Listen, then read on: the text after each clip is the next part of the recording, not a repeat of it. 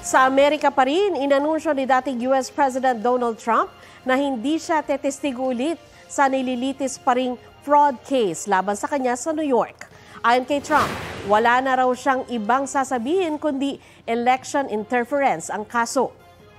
Inakusahan si Trump ng fraud matapos palabasin ng kanyang kumpanya na mas malaki ang halaga ng ilan nilang ari-arian para nakuha o makakuha ng mga benepisyo.